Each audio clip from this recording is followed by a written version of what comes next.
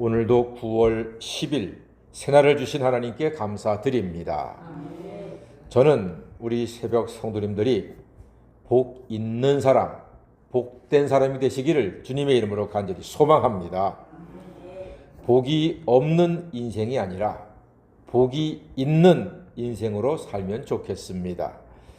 그런데 이 복은 세상 사람들이 구하는 복과는 다른 복입니다. 세상의 복은 사람들에게서 구할 수 있지만 제가 바라는 이 복은 오직 예수 안에서만 구하고 얻을 수가 있습니다.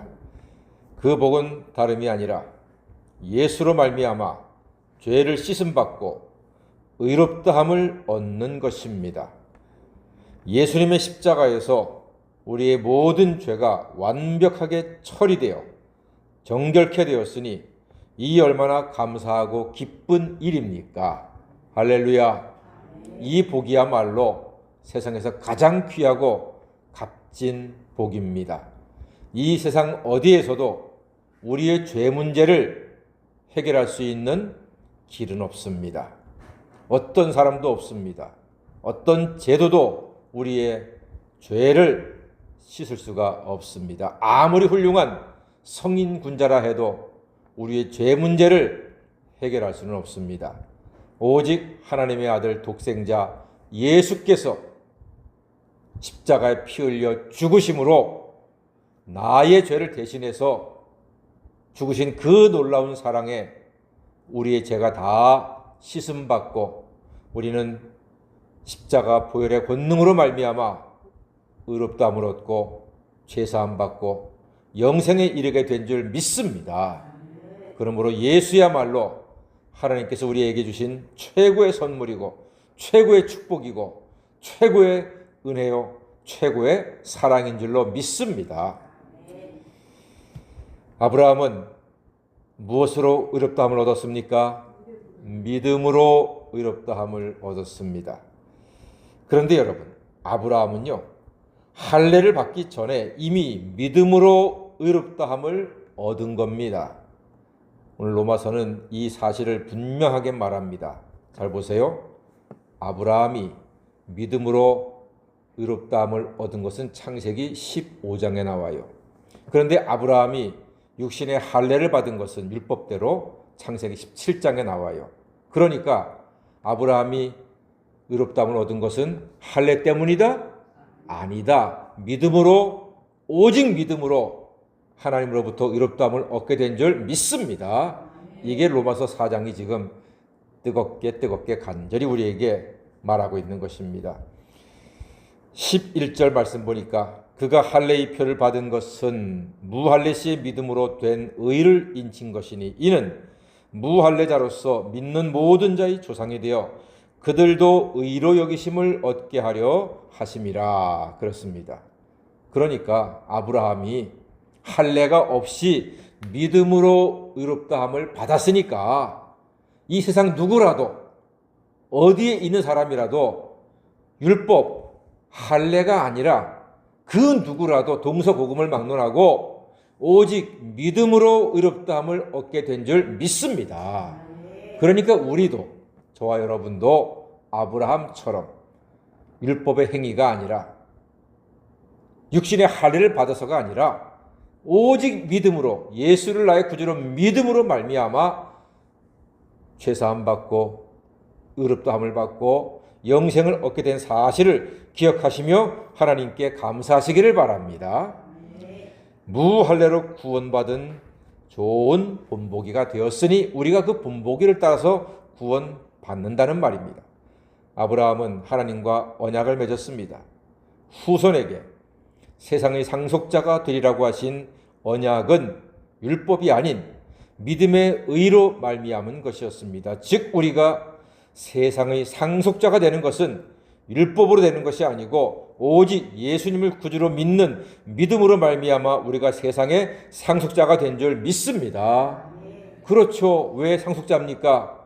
영접하는 자, 곧 그 이름을 믿는 자들에게는 하나님의 자녀가 되는 권세를 주셨습니다.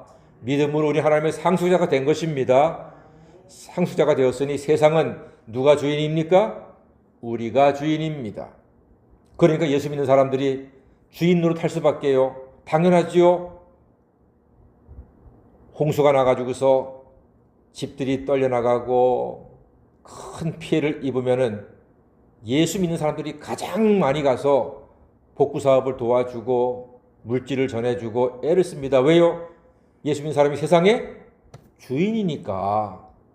태안 앞바다에 유조선 기름 때문에 시커멀 때 그 겨울에 30만 명이 넘는 그리스도인들이 누가 시키지 않았는데도 자기 돈으로 자기 시간 내서 자기 돈으로 밥을 먹으면서 엽이 돼가지고서 그 시커먼 기름 다 치우지 않았습니까?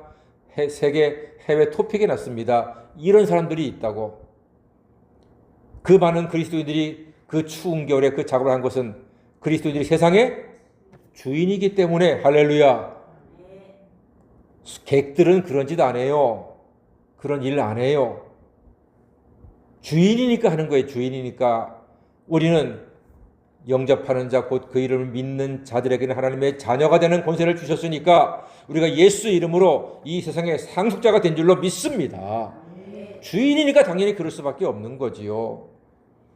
이 아름다운 세상을 누리고 즐기고 기뻐하고 감사하는 사람은 어떤 사람입니까? 율법대로 사는 사람이 아니라 오직 믿음으로 사는 사람인 줄로 믿습니다. 예수의 피로 우리는 다 의롭게 되었습니다. 즉 예수의 피로 완벽하게 속죄의 은총을 받아 누리는 하나님의 자녀, 세상의 상속자가 되었기 때문에 우리는 이 세상을 주인처럼 복되게 감사하게 은혜가 넘치는 삶을 살고 있는 것입니다. 그렇다고 율법이 무의미한 것은 아닙니다. 우리가 복음으로 말미암아 구원받고 의롭다함을 받았다고 해서 율법은 필요 없는 게 아니란 이야기입니다. 자, 15절 말씀 한번 읽어볼까요? 다 같이 로마서 4장 15절입니다. 시작.